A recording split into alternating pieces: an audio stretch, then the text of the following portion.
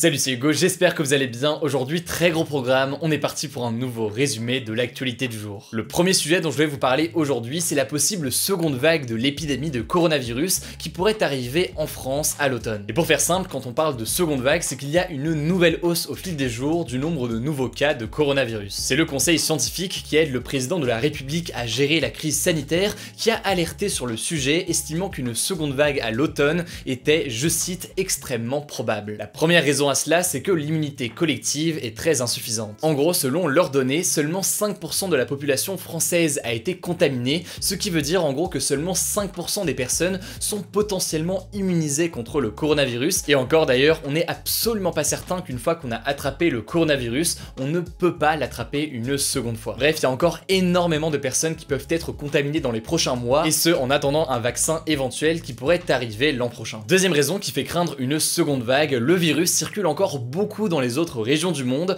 comme l'Amérique du Sud notamment, où le nombre de nouveaux cas n'arrête pas d'augmenter. Par exemple, le Brésil a enregistré la semaine dernière un record du nombre de contaminations avec 34 000 nouveaux cas détectés en 24 heures. Autrement dit, le virus était venu de la Chine à la France il y a quelques mois, et là en l'occurrence, il pourrait revenir en France via des vols Brésil-France dans les prochains mois par exemple. Enfin, troisième raison qui fait craindre une seconde vague, dans des pays comme la France en général, les virus circulent davantage en automne et en hiver, car les gens se retrouvent plus souvent à l'intérieur. Or, comme on l'a vu hier dans une autre vidéo, le virus se propage beaucoup plus à l'intérieur qu'à l'extérieur. Bref, en gros, le froid est favorable à la propagation du virus, d'où la crainte d'une seconde vague à l'automne. En tout cas, en Europe, plusieurs pays observent une augmentation des nouveaux cas. C'est le cas en Allemagne par exemple, qui a instauré un reconfinement local jusqu'au 30 juin au moins pour plus de 350 000 habitants. Mais au-delà de ça, en fait, l'Europe n'est pas le seul continent à être concerné par une crainte de seconde vague. Le gouvernement de la Corée du Sud, par exemple, a fini par reconnaître que le pays luttait depuis mi-mai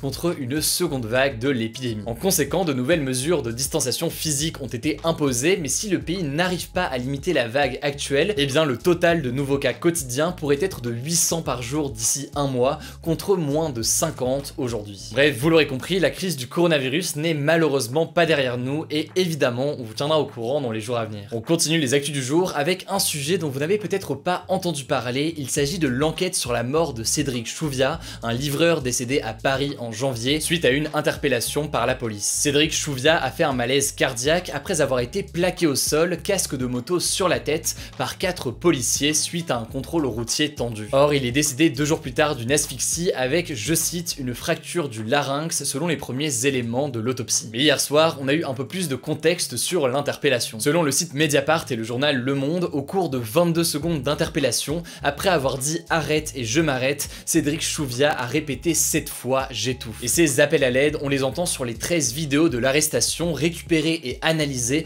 par l'Institut de recherche criminelle de la Gendarmerie nationale. Évidemment, ces vidéos peuvent changer beaucoup de choses, car comme George Floyd aux États-Unis, on voit la victime affirmer qu'elle ne peut plus respirer face aux policiers qui ne réagissent pas et qui continuent le plaquage au sol. La famille de la victime a réclamé la suspension des policiers et demandé qu'ils soient ce que l'on appelle mis en examen par la justice pour violence volontaire ayant entraîné la mort. Les policiers concernés ont été entendus mercredi dernier par l'IGPN, la police des polices, mais avec ces nouvelles preuves, ils pourraient être mis en examen d'ici juillet. Du coup, évidemment, on vous tient au courant dans les jours à venir. Avant de passer au point à l'étranger, on termine avec le braquage du siècle pour les streamers de jeux vidéo Ninja et Shroud après la disparition de la plateforme de streaming Mixer. Et là aussi, comme d'habitude, si vous n'avez rien compris à cette phrase, eh bien je vais vous expliquer. Mixer, c'était la plateforme de streaming de jeux vidéo détenue par Microsoft et qui était censée concurrencer Twitch donc qui appartient à Amazon. Or, hier, Microsoft a annoncé que la plateforme Mixer allait fermer le 22 juillet. Concrètement, Microsoft a signé un partenariat avec Facebook et Mixer va être fusionné à Facebook Gaming,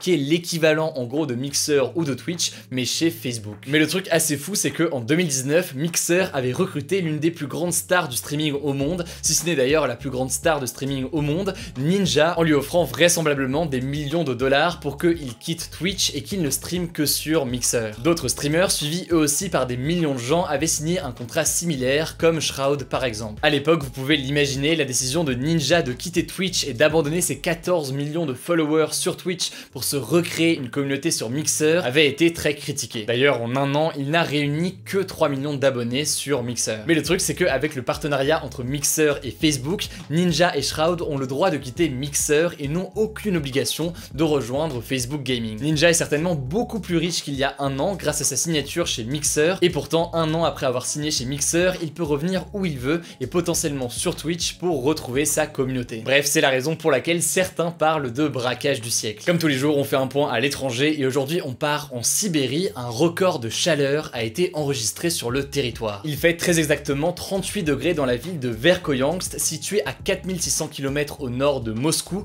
alors que d'habitude la température moyenne à cette période de l'année se situe aux alentours de 20 degrés. C'est une température très élevée et c'est même un record pour le cercle polaire arctique situé au nord de notre globe. En fait, cette partie de la Sibérie est connue pour connaître des températures extrêmes. Elle est déjà descendue à moins 67 degrés, mais aussi à 37 degrés, un record du coup battu cette semaine. Mais alors, comment expliquer ce phénomène? Déjà, on a une explication météorologique car un anticyclone stagne au-dessus de cette zone et donc maintient l'air chaud sur place et empêche l'air froid de venir. Mais au-delà de ça, il apparaît aussi que c'est un effet du dérèglement climatique qui serait 2 à 3 fois plus rapide en Arctique qu'ailleurs sur la planète, ce qui représente évidemment une menace en matière de fonte des glaces. Bref, sujet environnemental et scientifique intéressant, et si ça vous intéresse, je vous mets un lien directement en description. Avant le débat, comme tous les jours, vous le savez, on passe à la note positive, et aujourd'hui c'est plus une note insolite qu'une note seulement positive. En fait, je voulais vous parler d'un concert un peu particulier qui a eu lieu à l'Opéra Liceu à Barcelone, en Espagne. 4 musiciens ont inauguré leur premier concert depuis le confinement devant un public composé de 2292 plantes installées un peu partout dans la salle, soit le même nombre de places disponibles. Bref, la salle était pleine, mais pleine de plantes. En fait, ce concert avait pour objectif d'inviter les hommes à réfléchir à leur relation avec la nature, alors que les activités reprennent et que le déconfinement se poursuit dans plusieurs pays d'Europe. Bref, on va pas se mentir, initiative assez étonnante, mais bonne nouvelle, toutes les plantes vont ensuite être données à des professionnels de santé qui ont lutté ces derniers mois contre le coronavirus en Espagne. Le débat du jour, c'est le suivant: craignez-vous une seconde vague de l'épidémie en France? Malheureusement, on n'a toujours pas trouvé pour le moment de bonnes alternatives à la fiche qui apparaissait avant sur YouTube. Du coup, ce que je vous propose, c'est de débattre directement dans les commentaires, j'irai lire tout ça, et demain, on aura un système qui fonctionnera un peu mieux. Évidemment, si c'est pas encore le cas, pour ne pas rater les points quotidiens suivants, et bien pensez à vous abonner à cette chaîne YouTube. En description, je vous mets des liens pour en savoir plus. Prenez soin de vous, et on se dit à demain pour un nouveau résumé de l'actualité du jour.